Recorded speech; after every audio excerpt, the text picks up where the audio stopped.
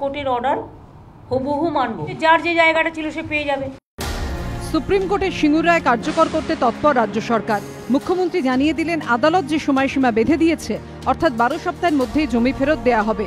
বৃহস্পতিবার আদালতে রায়ের কপি খতিয়ে দেখেন মুখ্য সচিব এবং স্বরাষ্ট্র সচিব। এরপরই তাদের সঙ্গে জরুরি বৈঠকে বসেন মুখ্যমন্ত্রী। বৈঠকে বেশ কয়েকজন মন্ত্রী, রাজ্য পুলিশের ডিজির পাশাপাশি ছিলেন হুগলির জেলাশাসক এবং পুলিশ সুপারও। উচ্চ পর্যায়ের এই বৈঠক শেষে মুখ্যমন্ত্রী জানান শুক্রবার থেকে শুরু হবে সিঙ্গুরের জমি সমীক্ষা। ইনস্ট্রাকশন আমরা দিয়ে দিয়েছি ল্যান্ডটাকে ইমিডিয়েট সার্ভে শুরু করতে কাল থেকেই, এবং 2 সপ্তাহের মধ্যেই কাজটা আমরা করব। 4 সপ্তাহ দেওয়া হয়েছে ফিজিক্যাল পজিশন দেওয়ার জন্য।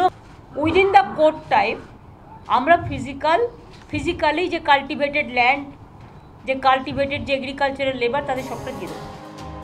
সিঙ্গুরে প্রস্তাবিত কারখানার জমির একটা বড় অংশেরই চরিত্র বদল হয়েছে।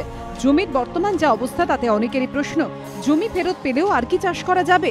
মুখ্যমন্ত্রী অবশ্য আশ্বাস দিয়েছেন, কারো জমি হয়তো চাষযোগ্য নয়, আমরা চাষযোগ্য জমি করে দেব।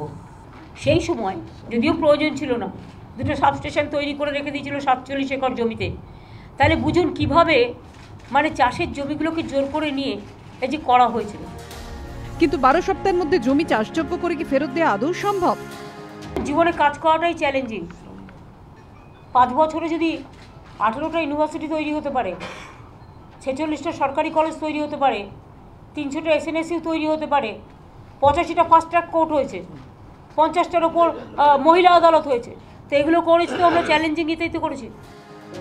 যারা জমি দেব না বলে বাম সরকারের কাছ থেকে সেই সময় ক্ষতিপূরণের চেক নেননি, তাদের ওই ক্ষতিপূরণ দিয়ে দেওয়ার প্রক্রিয়াও শুরু করে দিয়েছে রাজ্য সরকার।